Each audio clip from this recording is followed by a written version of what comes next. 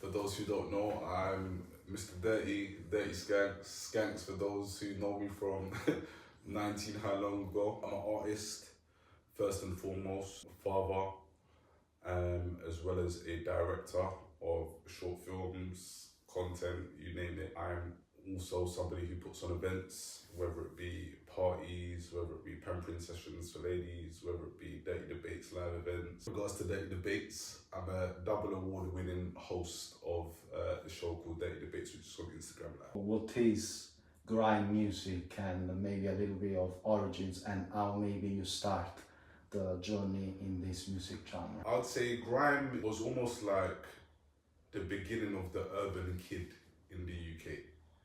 To be honest with you, I know there was genres beforehand, the jungles and the garages and stuff like that.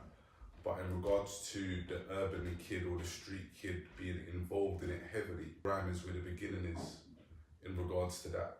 And for myself, I started wanting to be a grime MC from before grime even had a name, to be honest with you. Watching the likes of Soul Solid Crew, Heartless Crew, Pay As You Go, and these people who were the cool kids, so to speak, do you know what I mean? Yeah. And wanting to have something like that, but being too young to be a part of their scene. And then there was this thing that was developing in East London at the time I was going to school. It was like a darker side of garage is what it was like. Before it was called grime, there was no name for it, bro. Like we was just going to buy records, and a lot of the records we was even buying at the time were garage records with instrumentals that they were just sick or whatever. So we would MC over them, and people started formulating crews, and everybody wanted to be a part of this new thing. If you didn't want to be an MC, you wanted to be a DJ. If you didn't want to be a DJ, you wanted to be a producer. If you didn't want to be a producer, you just wanted to be there around the people that nobody could see, because it was just radio. There was no visuals these days. So actually, what made you start doing grime? Were like some kind of inspiration? Was it because maybe your man then was doing... It wasn't necessarily about the mandem, so to speak, because when I think about it, at the time I was big into sports. I used to play basketball. Anybody who knows me knows them times I was the guy who couldn't really talk to me at basketball. The people that I was going to school with of my age weren't necessarily into it. Okay. It was the people that were like a year or two below me that they were a bit more into grime and they wanted to be a part of it, and I was getting ready to leave school. My one friend had decks. Like, if you had one friend that had decks or whatever else it is, you was in, to be honest with you, you was super in, to be honest with you. So we didn't have to go to youth clubs in order to MC. And a lot of youth clubs didn't necessarily have grime going on in the youth clubs just yet. So we had a friend that was into DJing. We started spending £2 each and putting money together to buy records and stuff like that. So once that started happening, and I really got a taste for people really liking my lyrics and stuff like that and looking at me a little bit different. That was the beginning of me really wanting to be an MC. How is then the process of making for you a song? How do you then start picking maybe the beat? It wasn't a creative process. It was just, you like the beats and you just MC over them, to be honest with you. And then grime was a lot like bashment or ragga back in the day, to be honest with you, where you just hear a beat and you just make your version of that song. Do you think this process has kind of a bit changed over the years? Over the years, yeah, because obviously people get older and people want to become artists and have their own versions of their masterpiece, so to speak, and have their own legacy, so people start to create their own stuff. Back then, it was just the excitement of having a microphone and people being excited by your lyrics. As you get older and having songs became a thing. The first time I ever went to a studio, I've got 16 bars, he's got 16 bars, he's got 16 bars, and then we've got to say this in the middle. Do you know what I mean? So there wasn't no crazy structure. It was just a natural way. It was just, we've got our own song now, we've got our own, and back then it was making your own anthem. Recently there are so many like grime artists that has a little bit changed the sound. Do you think it's because now grime is not as popular as it was back in the days, or is it just a natural development of the artist? I'm going to go with natural development, to be honest with you. Even at 36, nearly 37 years old, ever so often I'm like, I want to go to a set.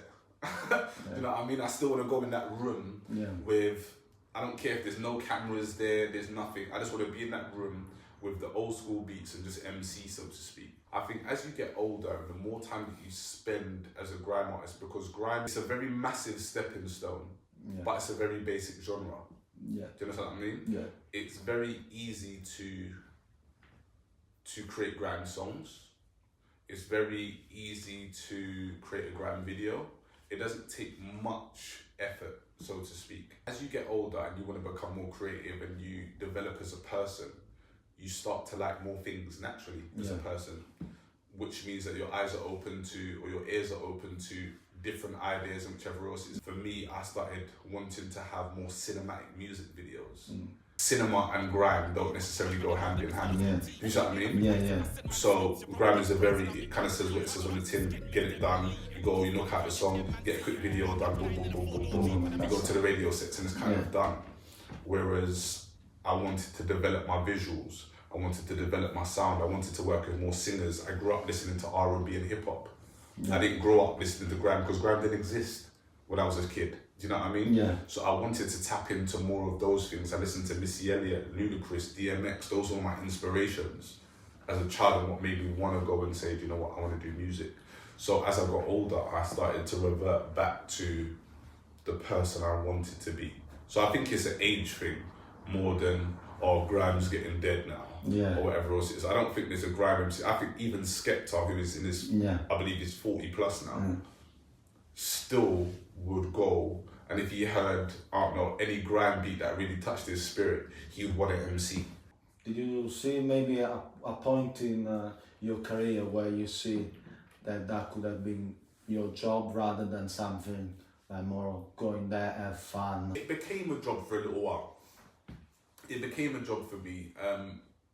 I think my own consistencies were the reason why I wasn't able to quit real life, so to speak, in order to live my dreams. I think that's my only reason, but for a long time, you remember, it starts as, I just want to be an MC. I just want to be in a room with people that think I'm sick. All of a sudden, bro, within the space of me starting at the age of 14 and first writing my lyrics at 14, by the age of 17, going on 18 years old, I was on Choice FM. I had my first song with Wiley. Having a song with Wiley was like having a song with fucking Tupac in America. Do you know what I mean? It was a massive thing in the UK. So by the age of 17, I'd already accomplished national radio, and people were recognizing me on the street off of my voice, not because they've ever saw me before. So for me, it became a job where I thought to myself, do you know what? I really want this to become a thing. Lo and behold, within a few years, I'm getting booked quite regularly. I'm being asked to go to festivals outside of my country and all of these kind of things based off of me listening to people MCing and just wanting to be like them. So I think it did become a job where if I wasn't consistent in attending my work, then I wouldn't have a job, so to speak. Do you think also making music has made you a better person? It gave me somewhere to be when I could have been somewhere else. So me being excited by being a musician and wanting to do music kept me going to my friend's house rather than going outside to go and stand with them out there on the block. Do you know what I mean? I wanted to go and MC so much. So any free time that I had, or we was allowed to go to his house, we went there. Any opportunities that arisen that came around music, we'd make sure that we went there rather than, we didn't care about money. Because it didn't cost us anything. Apart from the little bus fare to get to or from, and we wasn't getting paid. But we was excited to be there. Do you know what I mean? So it was more about that, and I think it saved my life when you really think about it. Because if you look at a lot of people that didn't go to the youth clubs or whatever else it is, luckily for me, I've never been to jail. I'm alive. I've got 2 beautiful children and a career that's still kind of working, do you know what I mean? So definitely saved me, because again, I could have been in a lot of different situations. I'm asking this question because there is this stereotype that rap, or maybe also grime and trap, don't help teenagers and people. I think the biggest problem here in regards to people looking at artists as the bigger influence, the biggest issue that I have with that is that I think that a lot of the people that are pointing the fingers at artists have detached from the responsibility of being an inspiration to their children. I'm sure there was a stage where our parents wanted us to be a certain way, but the person that was outside that had, I don't know, the big car or whatever else, whether it be from football, rap, drug selling, whatever it may have been, or a good job, wherever it may have been, we was inspired by somebody who wasn't in our home. When your inspirations are so heavy outside and there's no attachment at home to your inspirations, you tend to want to be outside more than you want to be at home. Do you know what I mean? You tend to want to be inside more than you want to be outside, and more than you want to be inside. So, yes, music and musicians can be a massive inspiration in regards to the youth or whatever, but I think it's not solely an artist's responsibility, because again, an artist is creating his dreams and living his life, and his children are not your responsibility. That's the reality of the situation, to be honest with you. What kind of impact did actually grime had in the society? It had a massive impact in good ways, more so than bad ways. I can't think of 5 or 10 people that are even, I don't know, in prison because of music. They made life choices or whatever, did certain things or whatever while they were involved in music. But I don't think I can think of anybody who's in prison because of music, if we're speaking about the UK especially. Do you know what I mean? So if we're talking about an impact, then I can say it's been definitely more positive than it has been negative. If we're talking about culture, for example, without music and entertainment, we wouldn't have nowhere near as millionaires and inspirations as we do today. Let's just be honest. 95% of the people that are walking up and down today in tech fleeces is because of a Central C or a Stormzy. Not because of Rishi Sunak. Again, there's somebody who's done something extremely positive with their life and become a multi-millionaire who's able to inspire people, an entire generation off of the back of it. We can't look at that as a negative. If there's individuals within that generation that decide that they want to do stupidness while having limelight, because I completely agree with you. I also think that most of the time these people that send these comments, they are just victims of the newspaper's point of view. They read the articles and then they say, oh yeah, maybe this is the reason why my son is always in trouble in isolation. It's crazy to me. Like, my thing is this, like how can you have, your child lives in your house, in your bedroom that you pay the rent for, but a song that is in your house with the person who isn't physically there is responsible for the upbringing of your child. Doesn't that sound crazy? I rock a lot when you put that story a couple of weeks ago about parents' responsibility. Would you like to give maybe some kind of advices for like new artists or maybe new rappers? My main piece of advice to new artists would be, it's crazy and it's going to sound so cliche to say, but don't stop, bro. Like, you have to just keep recording music. One thing that I've learned, especially even more so over the past 5 to 10 years or so, is that popular doesn't necessarily mean success. You know Grime, you know Manga. For example, I always like to use Manga as an example. Manga isn't the most popular artist in the UK.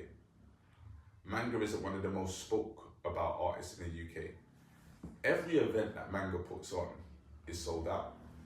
When he puts out merchandise, it sells out, or whichever else it is. And you can have your own demographic, an own set of people that pay attention to you based off your consistency, quality, and hard work. Do you know what I mean? So don't measure your success based on, I want to be like Stormzy, or I want to be like, or whatever else it is. That was their story.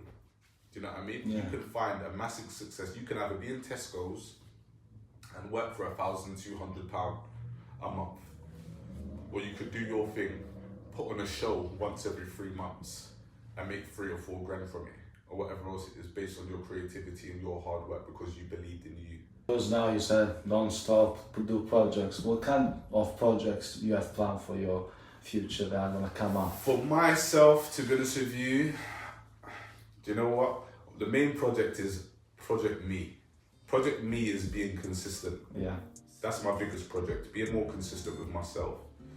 But musically, in regards to projects, I'm gonna be real with you. I've been putting out some feel-good music, some nice R&B vibes over the past couple of years. Yeah.